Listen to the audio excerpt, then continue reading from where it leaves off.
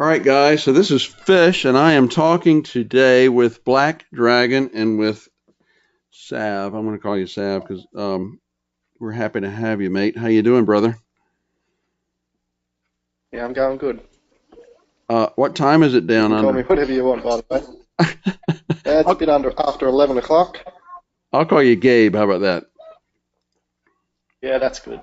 So Gabe is in Australia. It's 11 o'clock because his son is homesick. So I can hear him in the background. So that'll be great. That'll be great.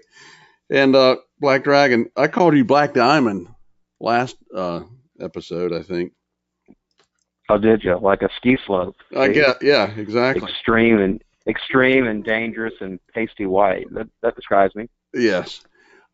So we're going to talk about a war recap. We had a war recently with a good clan. I can't pronounce it. Who's French? The Tagalongs? How do you say this? Um, I don't. I thought it was those Girl Scout cookies. I thought it was the Tagalongs, to be honest with you, but I think I'm wrong. that's what we called them. And I think they were from, where were they from? Philippines or somewhere. Philippines or Malaysia, maybe? Maybe so. So, Yeah. so I will show us. These guys were from Philippines. Yep. Um, Philippines. Okay. and I want to say this. They uh, they they came out talking a little bit of smack. I thought a little smack, not bad. I'm okay with a little smack. Even the best fall sometimes. Um, I don't know if that was directed at us or not, but it kind of set the tone because they kind of came out smack talking, and then um, we were all over it. So it was a good. Right, because we never ever talk smack.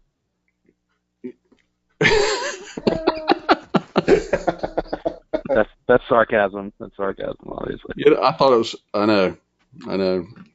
I speak sarcasm. I think we're actually worse to our own clanmates than we are to other clans. We are much worse with each other than we are with other clans. We have this Tough love, baby. Tough love. facade, yeah, facetious.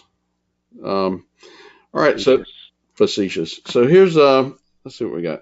We had some good attacks. I think I had the worst. I don't know what happened on my first attack, BD. I don't know what I did. I had the worst attack of the whole clan, and then on my second one, I crawled up to and did well. But my first one, you came and helped me out on that after my failure. But you had two you had two good attacks. Wait, that's mine. This is yours. Um, let me show this guy. So these bases, these spread out bases are I'm going to say the new thing-ish, new for Town Hall 11s, which Yeah. I kind of like it. Personally, I like this better than I like the compartment bases. But what do you think about this? hmm Well, it's to directly combat Valkyries without a doubt, but it makes it kind of susceptible. I looked at this base and honestly considered bringing a dragon attack. I feel fairly confident with those attacks these days, Uh-huh. and with those air defenses, that's something that players need to really look at. With these spread bases, the air defenses are so spread out. You very rarely have two firing on your dragon at the same time. But the problem with this base is the Inferno towers are set to single target, and they would just eat the dragons alive. So I just opted to go with ground and Right. try the best I could to set up a funnel. But the other thing too that I see some players going to on these bases now is a more surgical balloon attack. Uh-huh. These days, because since the balloons have upgraded with the last update, the balloons are even more powerful.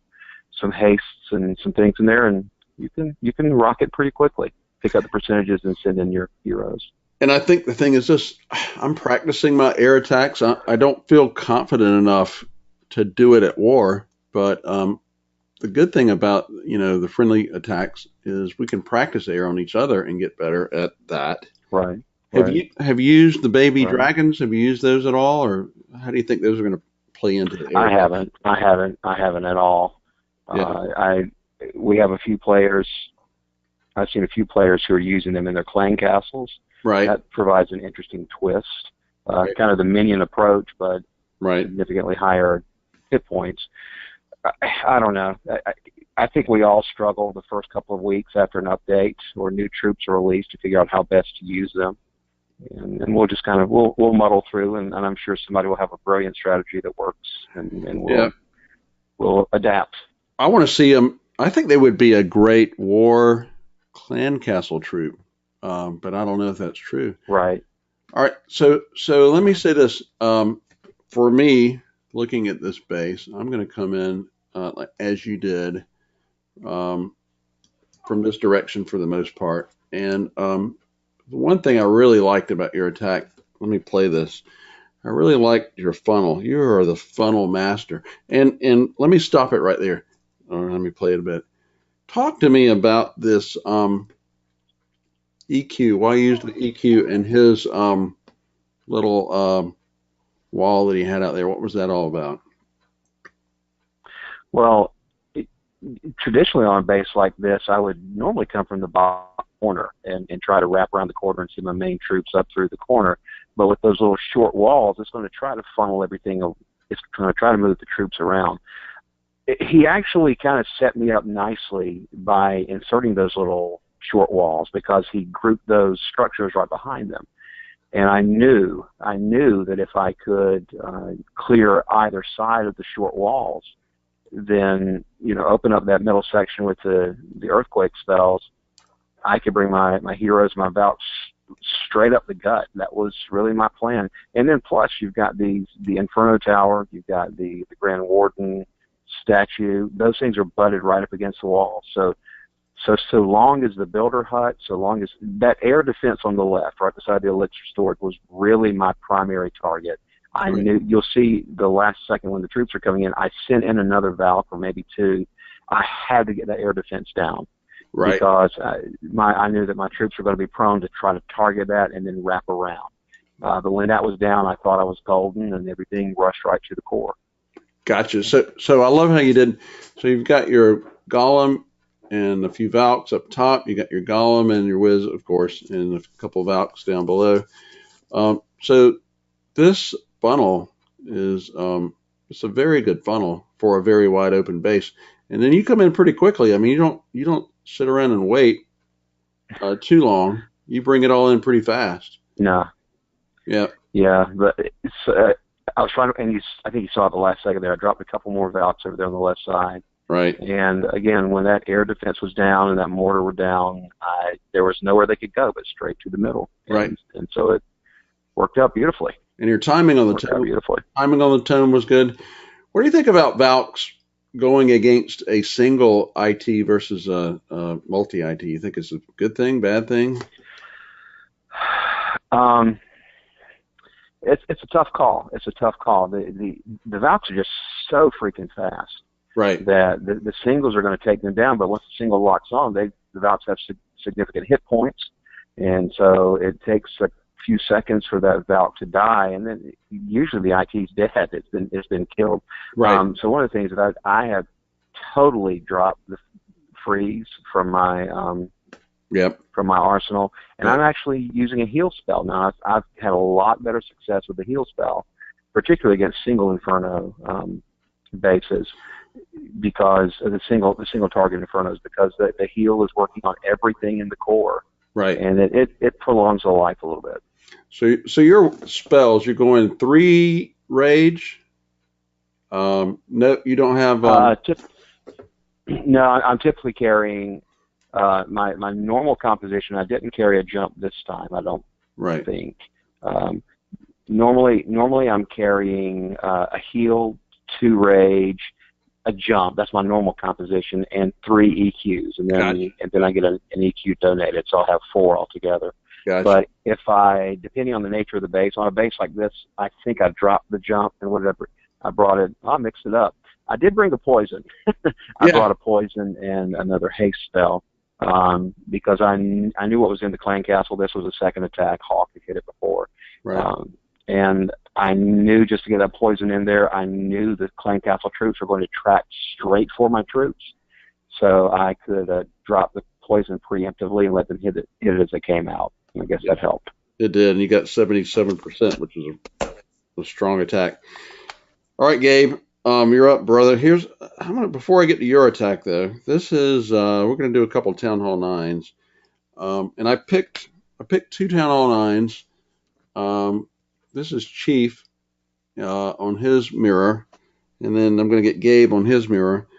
But before we show this, I tell you what, man, I would not want to hit this base. To me, I think this is a pretty strong base because I like the layout. He's got strong walls. He's got things spread pretty well. Hey, Gabe, are you there? Yeah, I'm here. Tell me as a Town Hall 9 Can you player. hear me? I got you, brother. Tell me what you think about this base. When you're looking at this base, what's your thoughts? Oh, well, max heroes, max walls, everything's pretty well spread out. So the key is for this base is getting that clan castle and giving yourself enough time to get through the rest of the base because there's a lot to kill there. Yeah, this is a pretty strong base, and Chief is a good attacker, so he's pretty adamant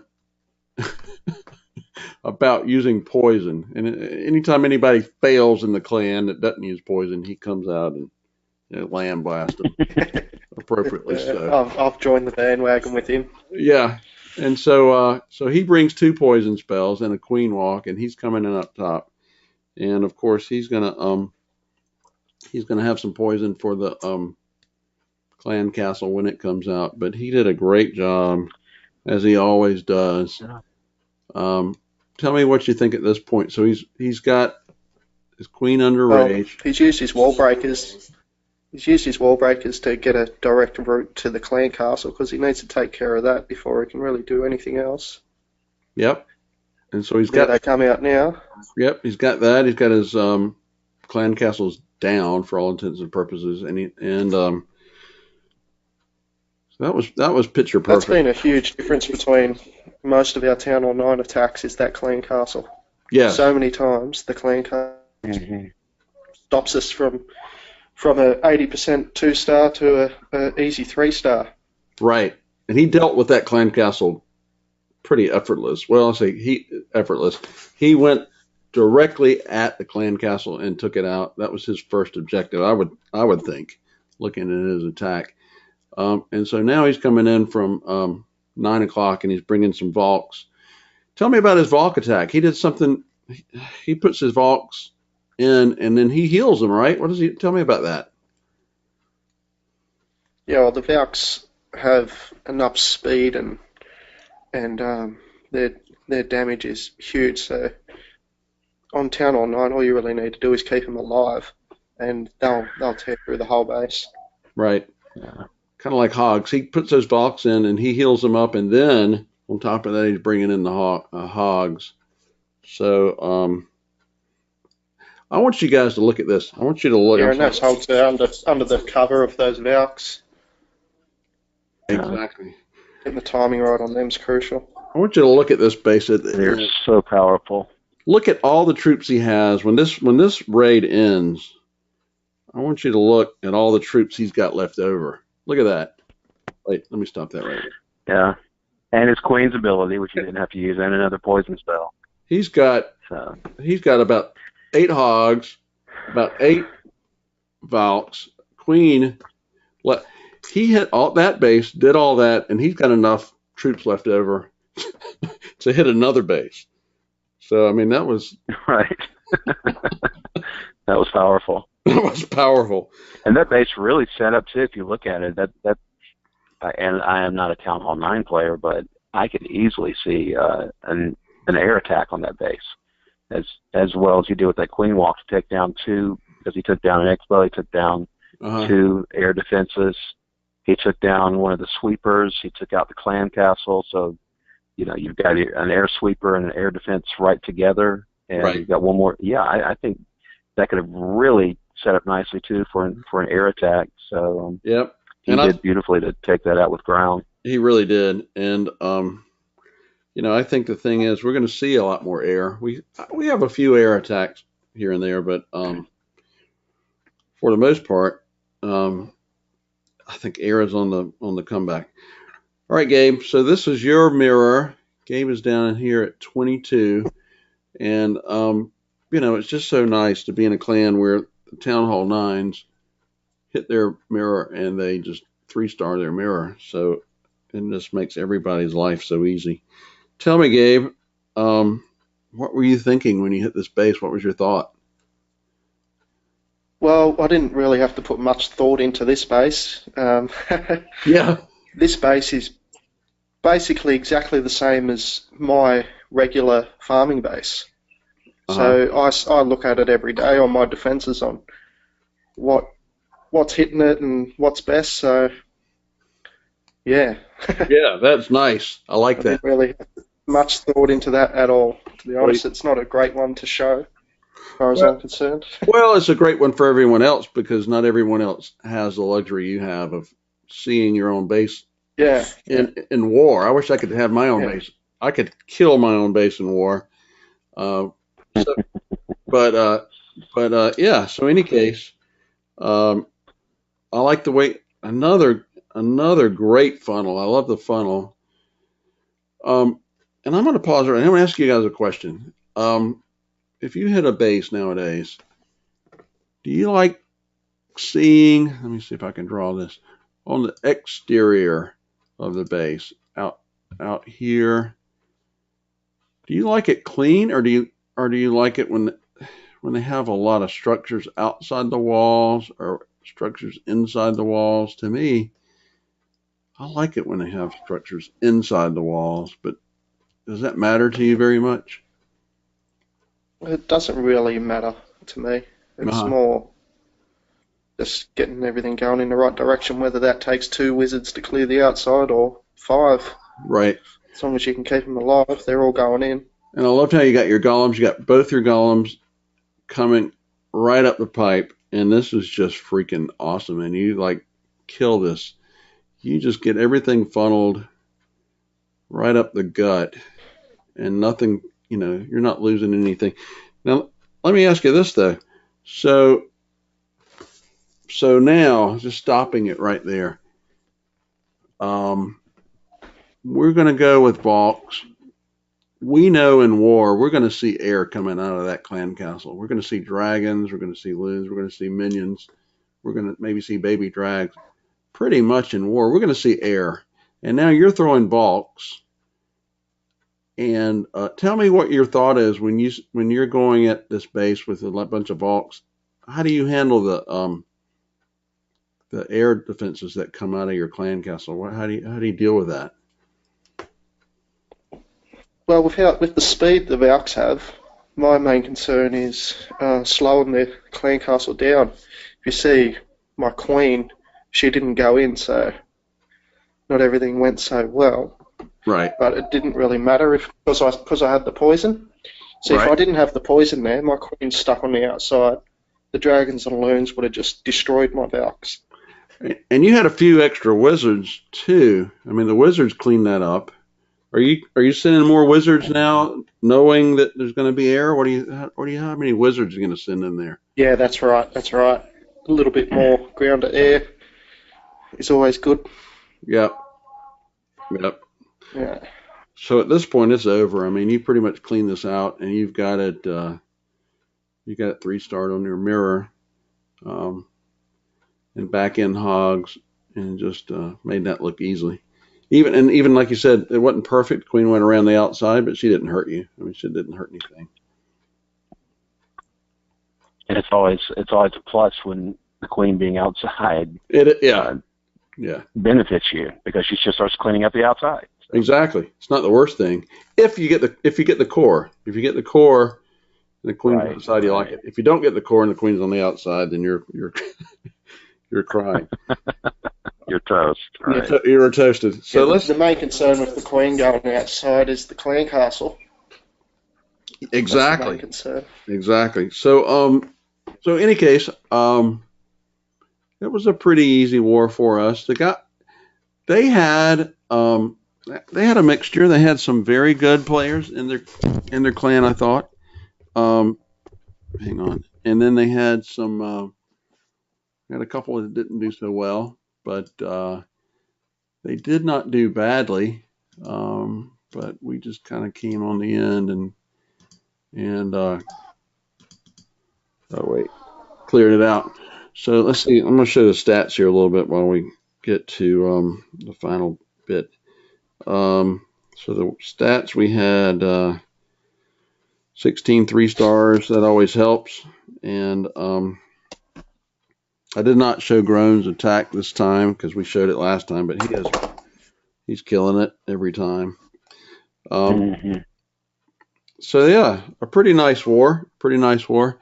What else you guys want to talk about before we get out of here? Well, before you started recording, we were talking briefly about the friendly competition that's now allowable in the clan. I think that's been a very good thing. I mean, it's created new interest again for members to just joke with each other and have fun attacking each other's bases. But it also helps with strategy.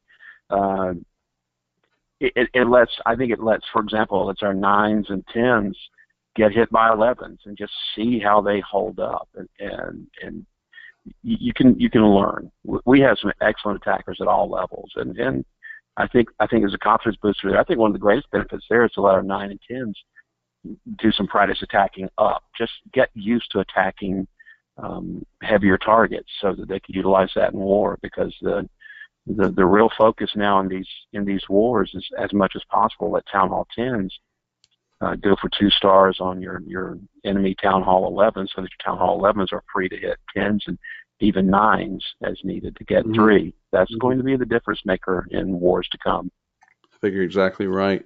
And we talked about this briefly last time, but everybody thinks about the offensive part. I like the defensive part in this way.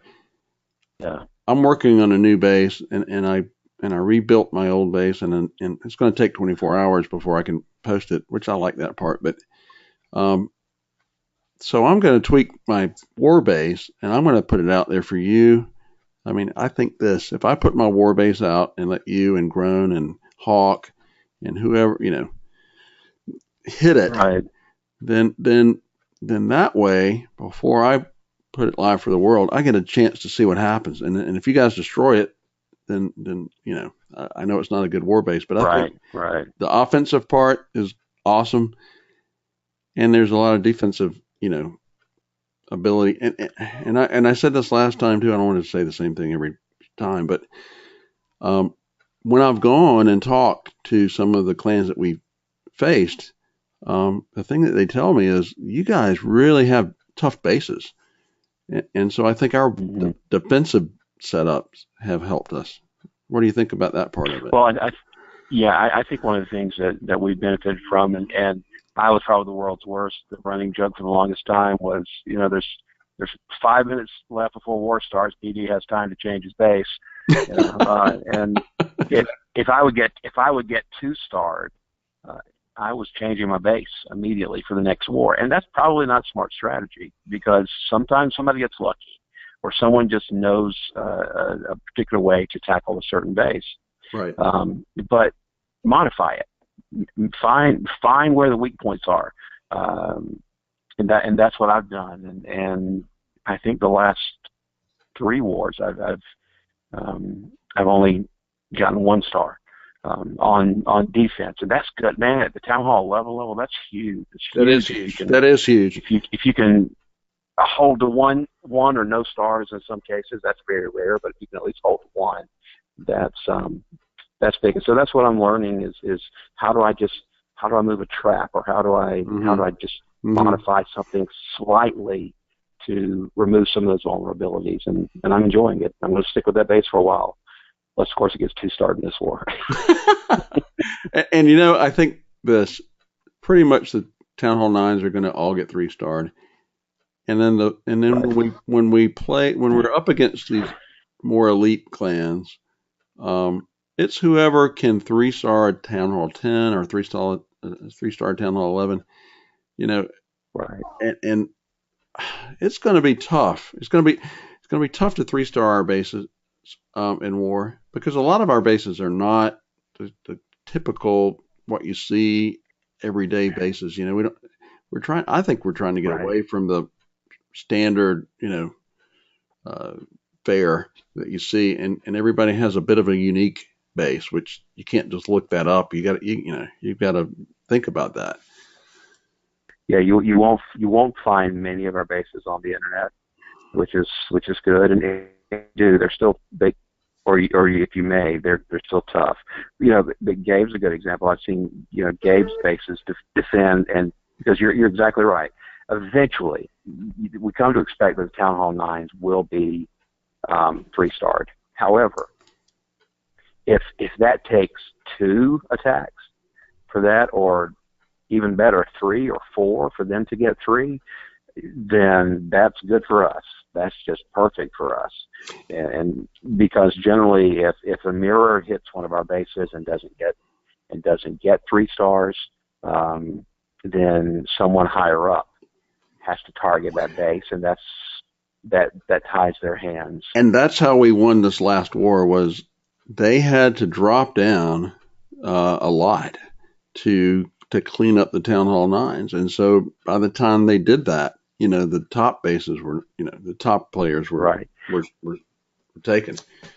Right. And you called up the war map now. I see that, and I just opened it up on my iPad, and Sporto's base was hit, but it was hit for 2 stars. Looks like the guy barely got it. Got 57%. Now this is a 15 versus 15 war. Right. That was huge. That is huge. A Town Hall 9. That means someone is going to have. They're going to have to spend. They've only got 30 attacks, so they're going to have to spend another attack to pick up that last star. And it becomes equally huge if Dave turns around and gets 3-star on the first attack on his mirror. So. Yep. We'll see. No pressure on Dave, but let's get this posted before he attacks, so he knows there's no pressure. All right, guys. Well, listen, you're right. I better post it, because if it runs much longer, it's going to take 3 hours to upload this onto YouTube. All right, guys. Well, listen, Black Dragon, I want to thank you for coming, and particularly I want to thank Gabe in Australia. Let me hear before we get out of here. I want to see who. I want both of you guys to talk, and let me see if I can figure out who is the real Aussie. Oh, wow. What if I am from Southern Australia? What? What was that? I said I could say I'm from. It was too perfect. If you don't understand me, then I'm speaking beautiful Australian English. Oh, okay. I thought I'd be able to understand it. all the best to the ankle biter, right? No, I didn't understand that either. You didn't understand? Okay, well, we'll just give it up then. Yeah, we'll give it up. All right, guys. Well, listen. I'm kind of like the London exchange student who's lived in Sydney for a year. That's where my accent comes from. So. That's Okay. Yeah. All right, guys. Well, listen. Right, I'm gonna tie this up. I want to thank both of you guys, Black Dragon and Gabe. I want to thank you guys, and we will hopefully be here tomorrow night, seeing what we did against Unity SG. I'm feeling pretty good. What do you think? Let's hope it's 10 in a row. I hope so. Yeah. All right. Well, this is Good Fish. Good matchup. We're heavy. Yes. This is All Fish. right, signing off. See you guys later. Take it easy. All right, bye. Bye. Yeah.